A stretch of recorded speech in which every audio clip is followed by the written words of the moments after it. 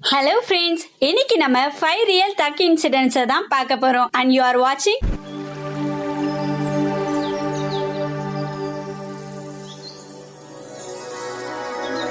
Are you okay செல்லம்? வாங்க வீடியோக்குள்ள போலாம். இந்த வீடியோக்கான क्वेश्चन என்னன்னா, நீங்க எந்த மூவிக்காக ஈகரா வெயிட் பண்றீங்கன்னு கமெண்ட் செக்ஷன்ல சொல்லுங்க. நான் விஜய் அண்ணாவோட பீஸ்ட் மூவிக்காக தான் வெயிட் பண்றேன்.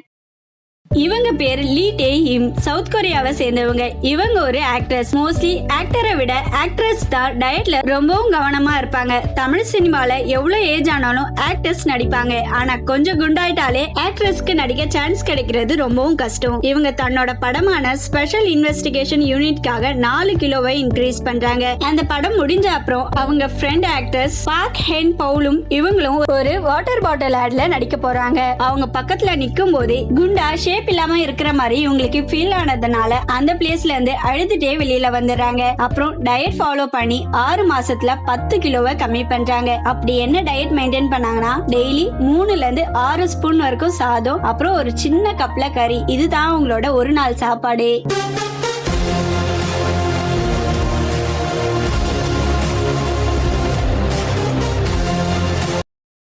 இவர் பேர் இஃபான் கான், ராஜஸ்தானை சேர்ந்தவர். சின்ன வயசுல இருந்தே இவருக்கு கிரிக்கெட் மேல ரொம்பவும் இன்ட்ரெஸ்ட் இருந்தது. கிரிக்கெட்ல சிகே நாயுடு டிராஃபில அண்டர் 23 கேட்டகரியில ஆடுறாரு. அதுல அவரு நல்லா பர்ஃபார்மன்ஸ் பண்ணதால ஃபர்ஸ்ட் கிளாஸ் கிரிக்கெட் விளையாடவும் சான்ஸ் கிடைக்குது. ஒவ்வொரு டைம் டிராவல் பண்றதுக்கும் நிறைய காசு தேவைப்பட்டுச்சு. ஆனா அந்த காசு அவர்கிட்ட இல்லாததால அதுக்கப்புறம் அவரு கிரிக்கெட் விளையாடவே போகல. அவரோட 26 வயசுல அவரு ஜுராசிக் பார்க் மூவிய பார்க்கணும்னு ஆசைப்படுறாரு. அந்த மூவி பார்க்க கூட அவர்கிட்ட காசு இருக்க மாட்டேங்குது. அவரோட மாமா ஜோத்பூர்ல தியேட்டர் ஆர்டிஸ்டா இருக்காரு. அவர்கிட்ட இருந்து கொஞ்சம் கொஞ்சமா நடிக்க கத்துக்கிறாரு. ஸ்டார்டிங்ல டிராமால நடிக்கிறாரு, அப்புறம் சின்ன சின்ன ரோல்ல படத்துல நடிக்கிறாரு. ஜுராசிக் பார்க் மூவிய பார்க்கவே காசு இல்லாம கஷ்டப்பட்டவரு. ஆனா 2015ல ஜுராசிக் வேர்ல்ட்ல ஹீரோவாவே நடிக்கிறாரு.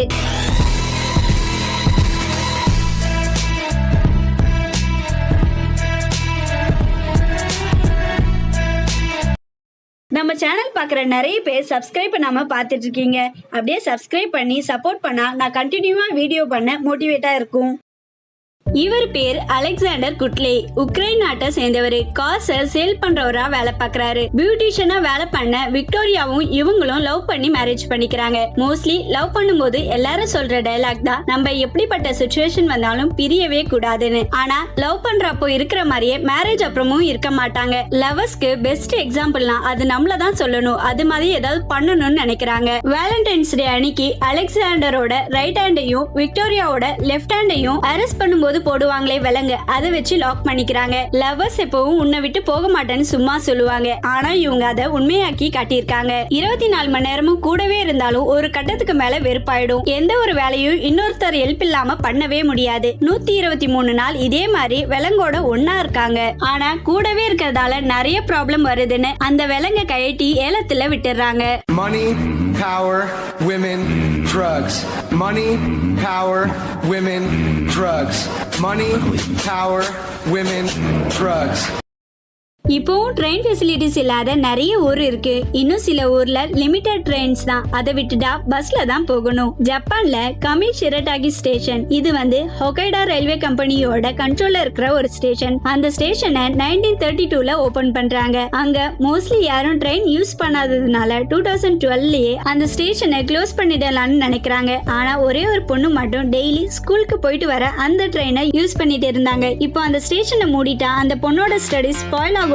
ஜப்பான் ரயில்வேஸ் ஒரு அனௌன்ஸ்மெண்ட்டை விடுறாங்க. அந்த பொண்ணு தன்னோட ஸ்கூல் படிப்பையும் காலேஜ் படிப்பையும் முடிக்கிற வரைக்கும் இந்த ஸ்டேஷனை க்ளோஸ் பண்ண மாட்டோம். இந்த பொண்ணு கிராஜுவேட் வாங்கினதும் ஸ்டேஷனை க்ளோஸ் பண்ணிடுவோம்னு சொல்லிடுறாங்க. இதுல ஹைலைட்டே என்னன்னா, ஒரே ஒரு பொண்ணுக்காக ஜப்பான் ரயில்வேஸ் இவ்வளோ யோசிச்சதுதான்.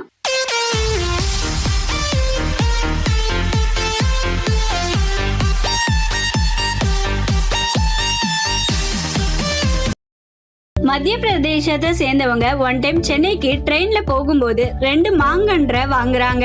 வீட்டுக்கு வந்து அவங்களோட தோட்டத்துல நட்டு வைக்கிறாங்க. அது நல்ல பெரிய மரமாவும் வளர்ந்துடுது. மாமரத்துல ஸ்டார்டிங்ல கிரீன் கலர்ல இருக்கும், அப்புறம் பழுத்துட்டு அப்புறம் எல்லோ கலர் ஆகும். ஆனா இவங்க வளர்த்த மரத்துல எல்லா பழமும் ரெட் கலர்ல வளருது. அத பத்தி அக்கம் பக்கத்துல கேக்குறாங்க. ஆனா யாருக்கும் ஒண்ணும் தெரிய மாட்டேங்குது. அப்புறம் அத டெஸ்டிங்க்கு அனுப்புறாங்க. அப்பதான் அது மியாஜாகி மாம்பழனும் ரொம்பவும் ரேரான மாம்பழம் திருடுறோன்னு தெரிய வருது. பக்கத்துல இருக்கவங்க எல்லாம் வந்து இந்த பழத்தை திருடிட்டு போயிடுறாங்க. இத பார்த்து காண்டாயிட்டு அந்த மரத்தை பாதுகாக்க 4 பேரையும் 6 நாயையும் அப்பாயிண்ட் பண்றாங்க. அந்த மரத்துல இப்போதைக்கு 7 காய் தான் இருக்கு. நீங்க நினைக்கலாம் ஒரு மரத்தை பாதுகாக்க இவ்ளோ செக்யூரிட்டியானு. அந்த மாம்பழம் 1 கிலோவோட விலை 2,70,000. ஒரே ஒரு மாம்பழம் மட்டும் 21,000ங்க.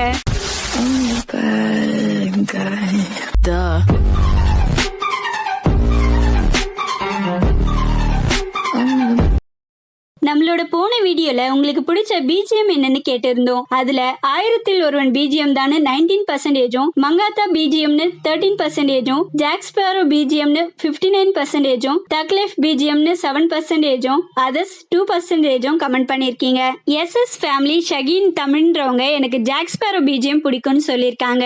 ஜெஃப்ரி கேடிஎம்ன்றவங்க எனக்கு வந்து கத்தி பிஜிஎம் தான் ரொம்ப பிடிக்கும்னு சொல்லியிருக்காங்க. TN76 ராயல் கேமிங்ன்றவங்க எனக்கு ஜிவி பிரகாஷோட எல்லா பிஜிஎம்மும் பிடிக்கும், முக்கியமா த்ரிஷா இல்லனா நயன்தாரா பிஜிஎம் ரொம்ப பிடிக்கும்னு சொல்லியிருக்காங்க. ஷைலன் டென்னிஸ்ன்றவங்க கத்தி பிஜிஎம் ரொம்ப பிடிக்கும்னு சொல்லியிருக்காங்க. பிரணவ் ஃப்ரீ ஃபயர்ன்றவங்க கேஜிஎஃப் பிஜிஎம் ரொம்ப பிடிக்கும்னு சொல்லியிருக்காங்க. சுதா செந்தில்ன்றவங்க கத்தி பிஜிஎம் ரொம்ப பிடிக்கும்னு சொல்லியிருக்காங்க. பேபி கிங் ஒயிட்டின்றவங்க எனக்கு கைதியோட வில்லன் பிஜிஎம் அர்ஜுன் தாஸ் வரது ரொம்ப பிடிக்கும்னு சொல்லியிருக்காங்க.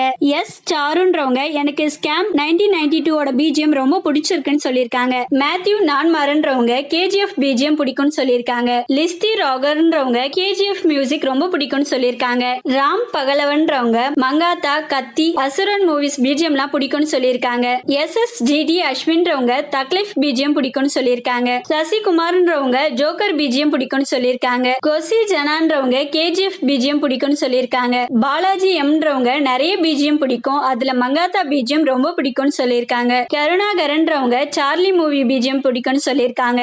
I am a fan of DGP சிங்கம்ன்றவங்க கேஜிஎஃப் பிஜிஎம் ரொம்ப பிடிக்கும்னு சொல்லியிருக்காங்க. நரேஷ் யுவின்றவங்க காதலும் கடந்து போகும் இன்டர்வல் பிஜிஎம் ரொம்ப பிடிக்கும்னு சொல்லியிருக்காங்க. வித்யா லட்சுமின்றவங்க கல்கி பிஜிஎம் பிடிக்கும்னு சொல்லியிருக்காங்க. அபிராமி சங்கர பிள்ளைன்றவங்க எனக்கு மங்காத்தா பிஜிஎம் ரொம்ப பிடிக்கும்னு சொல்லியிருக்காங்க. தமிழ் அருவின்றவங்க கேஜிஎஃப் பிஜிஎம் பிடிக்கும்னு சொல்லியிருக்காங்க. ஷதிக் ஹாசன்றவங்க எனக்கு 3 மூவி பிஜிஎம்மும் கத்தி மூவி பிஜிஎம்மும் பிடிக்கும்னு சொல்லியிருக்காங்க. முகமது ஹிஷாமுதீன்றவங்க ஐபிஎல் பிஜிஎம் பிடிக்கும்னு சொல்லியிருக்காங்க. தமிழ் கேமர்ன்றவங்க கேஜிஎஃப் பிஜிஎம் பிடிக்கும்னு சொல்லியிருக்காங்க. கீர்த்தி வாசன்றவங்க சார்லி பிஜிஎம் ரொம்ப பிடிக்கும்னு சொல்லியிருக்காங்க. சிலக் சேனா MSD அருண்ன்றவங்க எனக்கு கத்தி அண்ட் மாஸ்டர் அப்புறம் கல்கி பிஜிஎம்லாம் பிடிக்கும்னு சொல்லியிருக்காங்க. அசோகன் சுப்பையான்றவங்க மங்காத்தா பிஜிஎம் பிடிக்கும்னு சொல்லியிருக்காங்க. லிட்டில் பிரின்சஸ்ன்றவங்க மங்காத்தா பிஜிஎம் ரொம்ப பிடிக்கும்னு சொல்லியிருக்காங்க. அஜய்ன்றவங்க மங்காத்தா பிஜிஎம் பிடிக்கும்னு சொல்லியிருக்காங்க. இதே மாதிரி உங்க கமெண்ட்ஸும் எங்க வீடியோல வரணும்னா நாங்க கேட்கிற क्वेश्चन ஆன்சர் பண்ணுங்க. மறக்காம சர்ப்ரைஸ் பண்ணுங்க.